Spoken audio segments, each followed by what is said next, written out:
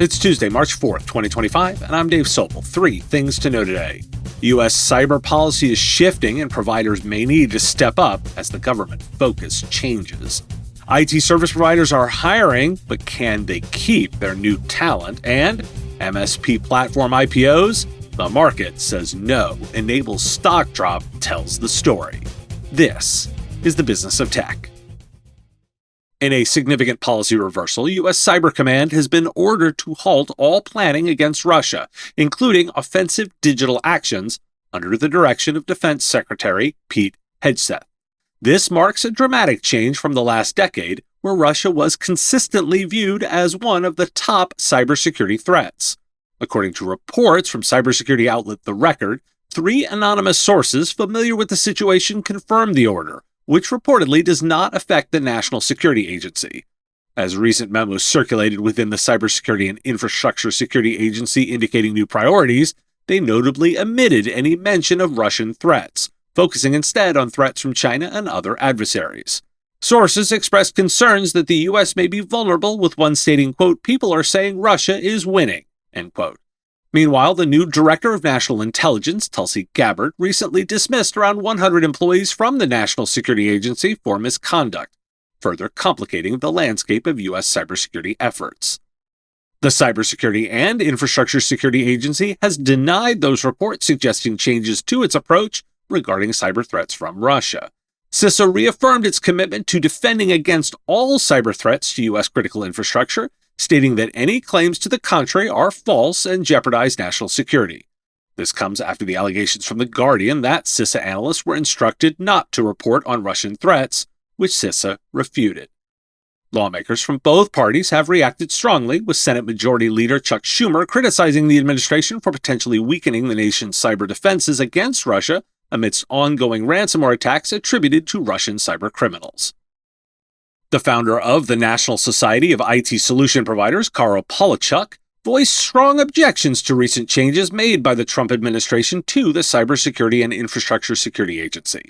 Speaking at the Exchange March 2020 event in Orlando, Florida, Palachuk emphasized 4 critical requests: to reinstate CISA advisory committees, limit cuts to CISA that ensure user security, maintain the agency's focus on client safety, and prevent the transfer of CISA responsibilities to the Department of Transportation. Palachuk warned that the changes could compromise the security of technology users. He also highlighted the growing inevitability of federal and state regulation for solution providers, stating that current oversight is minimal. He urged industry participants to engage in the legislative process, suggesting that clearer guidelines are necessary for managed service providers and managed security service providers. Palachuk noted that about 20 states have already implemented privacy regulations impacting solution providers and their customers. He anticipates further regulations in the future, particularly regarding consumer rights in the era of artificial intelligence. Why do we care? Well, I think Carl spelled out why we care. This all impacts the cybersecurity of customers. Consider for a moment this. You want to secure your customers, not sell them more tools. This is a real balance to strike. If federal policy shifts away from prioritizing Russia's cyber threats, the industry may have to adapt independently. From an IT service provider's perspective, the implications are twofold. First, if the government deprioritizes certain threats, MSPs and MSSPs may have to step in and fill the gap. Russian cybercriminal groups remain highly active, and if federal agencies scale back focus, private sector defenses may become even more critical. Second, regulatory changes are coming, whether solution providers are ready or not. Palachuk is right. State-level privacy laws are already in play, and more are inevitable. So what's the takeaway? If you're an IT service provider, be proactive. Stay ahead of threats, regardless of shifting government priorities, and engage with legislative processes that will shape how you do business. The days of passive compliance are over. Security and regulation are becoming defining factors in IT services. This episode is supported by Comet Backup. As IT providers, we've all been there. The phone rings, your largest client is absolutely panicked. They need you to restore their data as soon as possible. That's where Comet Backup comes in. Comet is an all-in-one backup solution designed specifically for IT professionals. Whether you need to protect computers, servers, virtual environments, emails, or databases, Comet Backup empowers you to manage backups on your terms. You choose where the data is stored, backup to local on-prem storage or any of the leading cloud providers. Visit cometbackup.com to start your free 30-day trial today. Get $100 free credit when you sign up with the promo code MSP Radio. Comet Backup, the backup solution that MSPs trust. Service Leadership Incorporated, a ConnectWise company, has released its 2025 annual IT solution provider compensation report. This report offers insights into compensation data and best practices. Key findings indicate that wage inflation peaked in 2022 but has since improved, with only a quarter of employees expected to receive top-level increases in 2025 compared to 2022. The report reveals that top-performing managed service providers provided lower compensation increases than their lowest performer counterparts in 2024. Additionally, remote work remains limited in the industry, with just under 10% of employees working fully remotely. Employees with 1 to 3 years of experience have a 3 times higher FTE churn rate compared to employees with 8 or more experiences. And Enable has released its second annual MSP Horizons report in collaboration with Canalys, revealing a positive growth outlook for managed service providers. The report indicates that 59% of respondents expect to increase their overall revenue by 20% or more in 2025, while nearly 40% anticipate over 20% profit growth. Cybersecurity remains a critical focus, with 90% of respondents predicting sales growth in that area. AI adoption is maturing with more attention to governance and risk management. Only 6% of respondents are not using any generative AI. 40% have generated data governance rules and designed guidelines for human oversight. The biggest AI use cases are for building workflow automations and automating the sales and ticketing process. 90% of those surveyed are interested in M&A, with specific growth tactics, acquiring new skills and/or regions, the main motivator, up from 44% last year. M&A drivers include the determination to improve competitiveness via expansion into new regions, verticals, or other niches. Now, why do we care? The high churn rate for employees with 1 to 3 years of experience is a flashing red light that suggests that MSPs struggle to retain early career talent, reinforcing the need for better onboarding, career progression paths, and cultural investments. Given the limited role of remote work in IT services, it also underscores that MSPs must compete on workplace environment and benefits, not just salaries.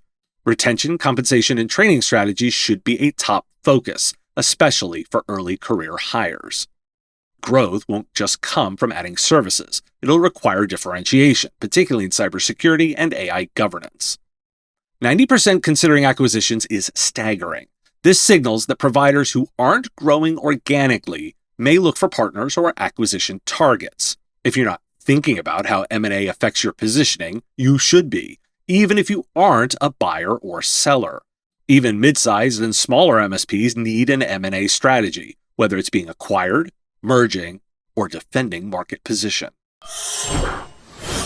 And speaking of Enable, they had their earnings call. Enable CEO John Pagliuca reported a 7% year-over-year revenue growth in the fourth quarter of 2024, reaching $116.5 million. The company has successfully transitioned over 50% of its revenue to annual contracts. The integration of the AdLumin acquisition is expected to strengthen security and endpoint management services. The revenue growth is a year-over-year growth of 7.5%. For the full year, Enable generated a total revenue of $466.1 million, exceeding estimates and reflecting a 10.5% increase from the previous year. The company also ended the year with an annual recurring revenue of $482.5 million, showcasing an 8.6% growth. Despite strong revenue growth, Enable reported a net income of $3.3 million for the quarter, down significantly from $9.4 million the previous year. Enable saw its stock price plummet by over 25%, dropping $2.56 to trade at $7.43, hitting a new 52-week low on Monday. Enable's shares have fluctuated between $7.11 and $15.48 over the past year. In response, several analysts adjusted their price targets for the stock, with Royal Bank of Canada lowering its target from $50 to $12. BMO Capital has lowered the price target to $8.50.